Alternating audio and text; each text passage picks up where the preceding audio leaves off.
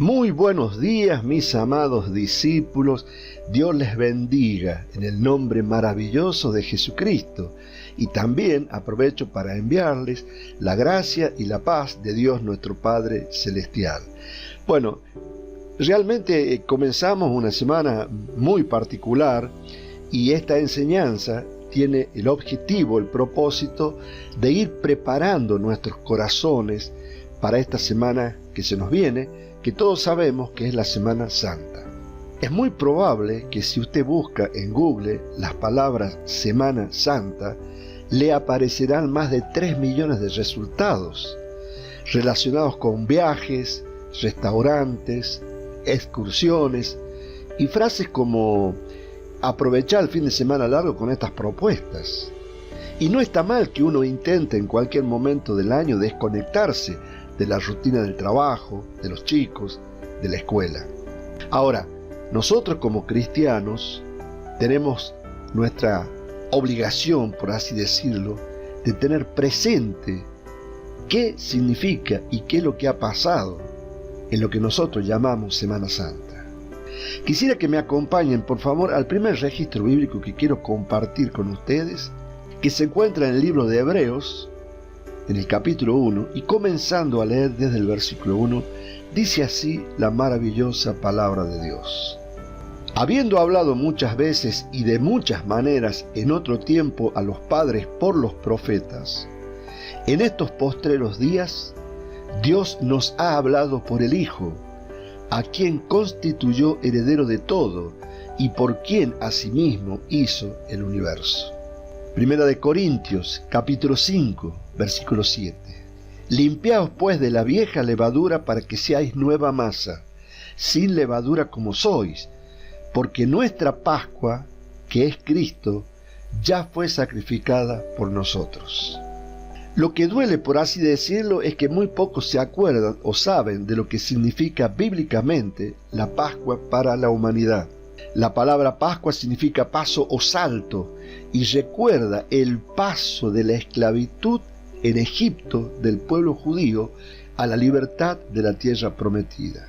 Todo esto sería luego una figura de lo porvenir cuando nuestro Señor se convertiría en nuestra Pascua, que es el paso de la esclavitud del pecado y de la muerte a la libertad gloriosa y a la vida eterna. Pascua es sacrificio. Pascua es el esfuerzo más tremendo que haya realizado un ser humano alguno a lo largo de toda la historia. Pascua es la demostración más increíble del amor, el cual es imposible de describir e imitar de parte de nuestro Dios, al entregar a su único Hijo para que Él pague por los pecados de toda la humanidad, siendo su Hijo Jesucristo inocente y sin pecado. Acompáñenme, por favor, al libro de Romanos, capítulo 5, versículo 6.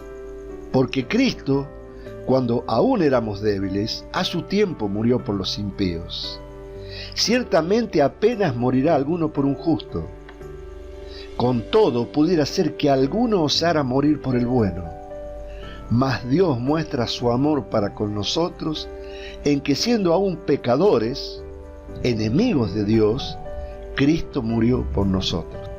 Dios en su sabiduría y conociendo que el hombre no podía salvarse a sí mismo ni pagar la deuda espiritual contraída, tuvo que enviar a su Hijo Jesús para que Él sea el pago de tremenda deuda. ¿Y por qué lo hizo?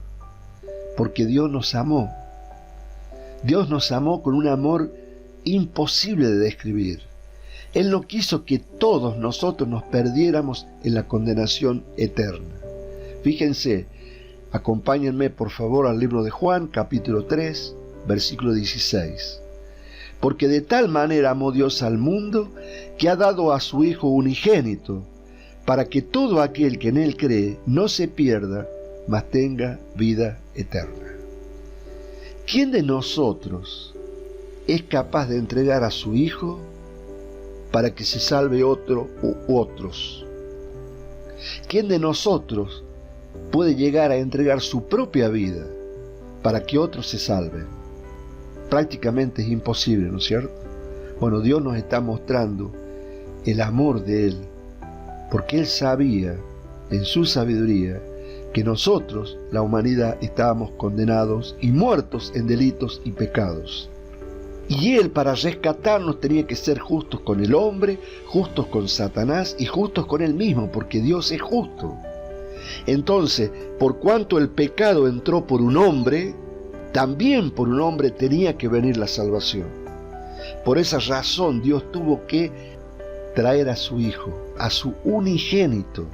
Dios tuvo que crear su Hijo para que ese Hijo, sin pecado, con sangre pura, inocente, pagase por todos nosotros que éramos culpables. El corazón del ser humano es ingrato. Muy pocos hoy en día reconocen la obra gigantesca de nuestro Señor Jesucristo. La mayoría lo toma de manera muy liviana y light. Es lógico, porque su mente, su corazón están enfocados en sus proyectos personales, en el huevo de Pascua, en la rosca, en la juntada familiar o en aprovechar el fin de semana extra largo. A lo sumo, la gran mayoría asiste a un culto de 1 hora. ¿Y después qué? Todo sigue igual.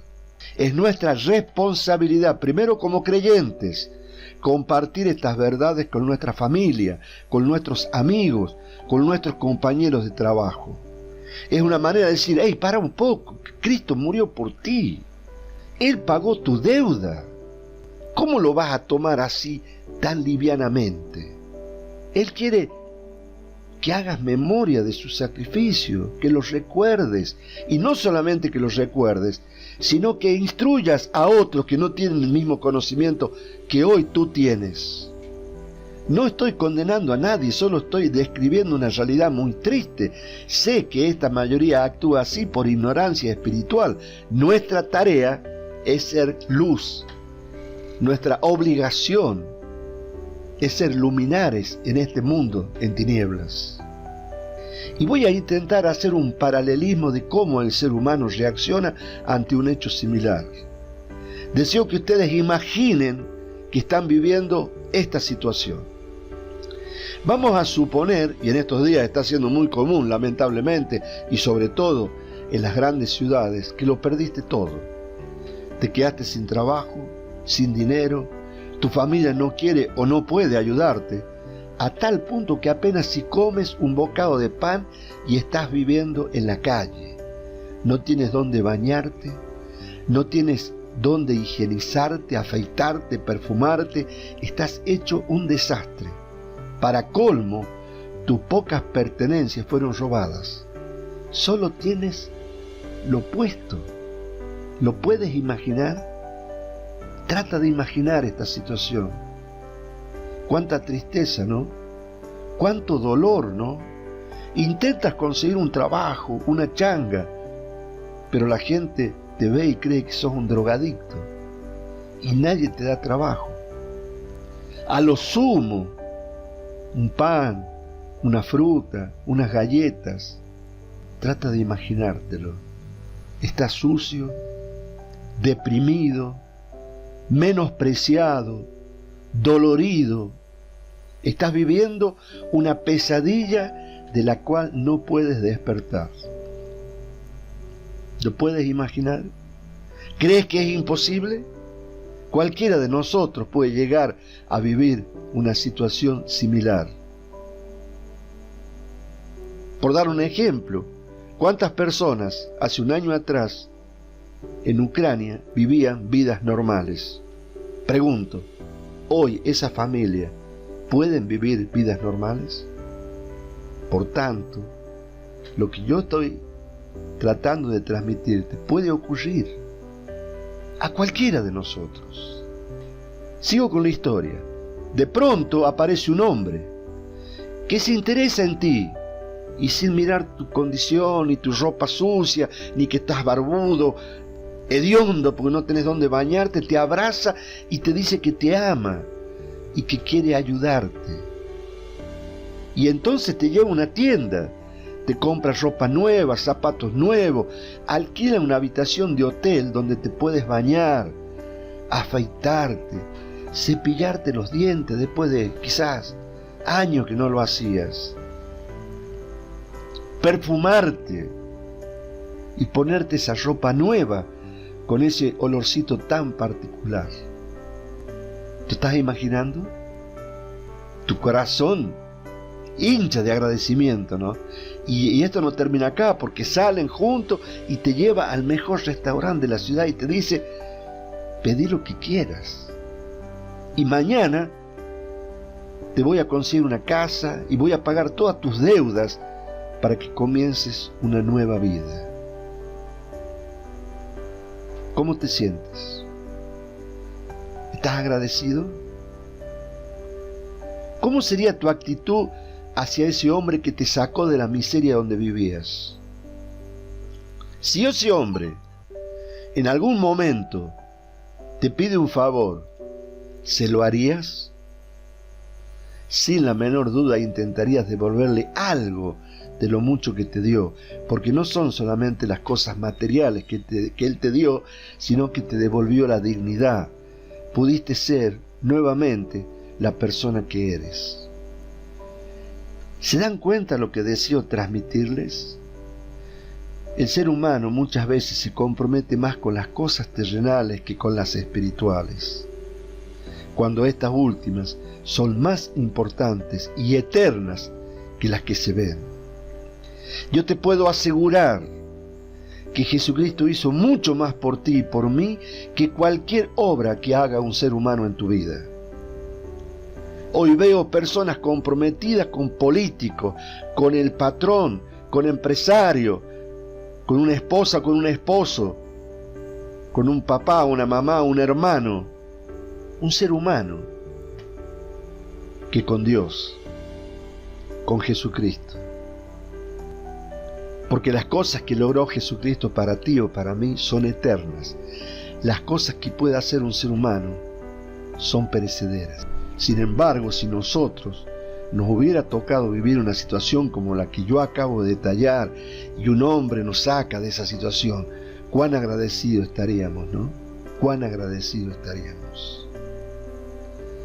Pero no nos damos cuenta porque nuestro corazón está entenebrecido, porque estamos ciegos espiritualmente, que las cosas que hizo Jesucristo para ti o para mí son eternas.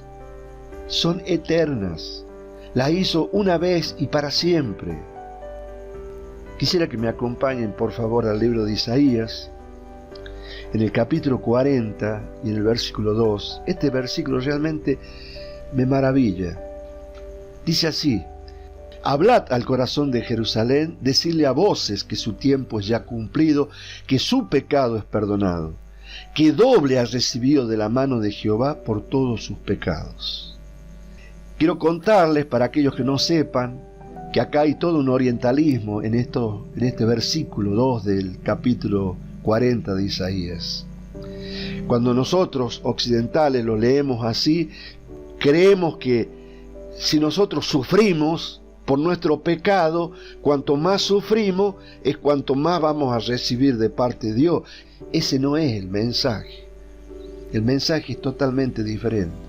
El mensaje es el siguiente: en esos tiempos las ciudades estaban protegidas por un muro, y ese muro tenía un portón, y ese portón se abría para que los visitantes, los comerciantes que venían de otras partes pudieran entrar a la ciudad a comercializar, a comprar, a vender y a tener el intercambio social con sus familias que quizás ellos vivían en otra ciudad. Y en esa puerta, en ese portón, se ponía las personas que habían quebrado, las personas que no tenían plata para pagar sus deudas. Y entonces de pronto venía una persona que había sido amigo de tu padre, por ejemplo, y ve tu nombre ahí en la ciudad, en el muro de la ciudad, y dice: ¿cómo? El hijo de mi amigo ha quebrado, yo voy a ayudarlo. ¿Y qué significa ayudar en ese momento? ¿Él qué hacía? Él agarraba ese papel donde decía que esa persona había quebrado y lo doblaba. y se presentaba delante de la persona, el juez en este caso, que era el que juzgaba, y decía: yo voy a pagar la deuda de esta persona que está quebrada.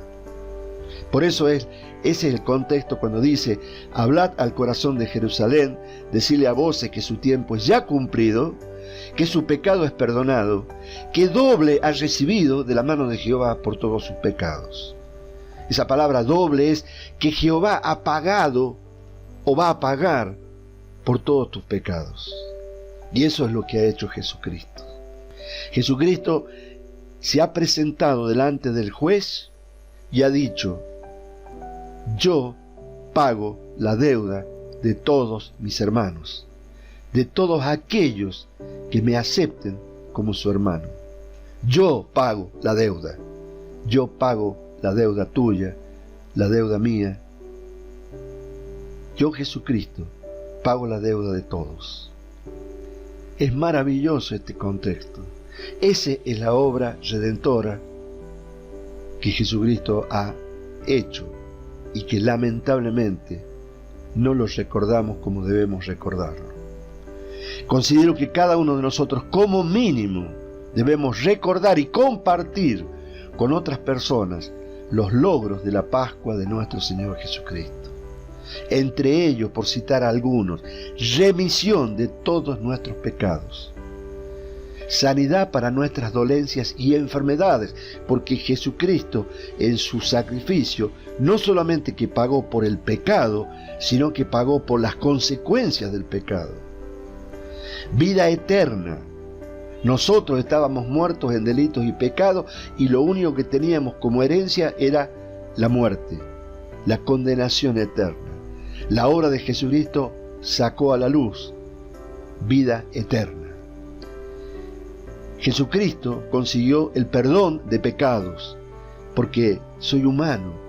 Yo puedo haber tenido la remisión y al cabo de un tiempo olvidarme y volver a pecar, como ya lo he enseñado en otras oportunidades, que Jesucristo intercede por nosotros como un abogado. Él es abogado que intercede por nosotros y nosotros confesamos nuestros pecados y Dios perdona nuestros pecados recientes. Justicia. Tenemos la misma justicia de Jesucristo. Hemos sido justificados por la fe de Jesucristo. Hemos obtenido eterna redención y encima de todas estas cosas, Él nos dio el ministerio de la reconciliación.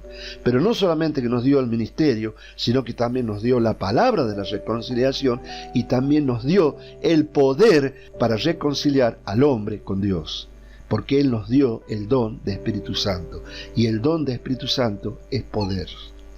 Y entre otras cosas más que Jesucristo ha logrado, es que Él destruyó la separación que existía entre el hombre y Dios por culpa del pecado original. Acompáñenme por favor al libro de Hebreos, en el capítulo 9, y comenzando a leer desde el versículo 11 en adelante. Pero estando ya presente Cristo, sumo sacerdote de los bienes venideros, por el más amplio y más perfecto tabernáculo no hecho de manos, es decir, no de esta creación, y no por sangre de machos cabríos ni de becerros, sino por su propia sangre, entró una vez para siempre en el lugar santísimo, habiendo obtenido eterna redención.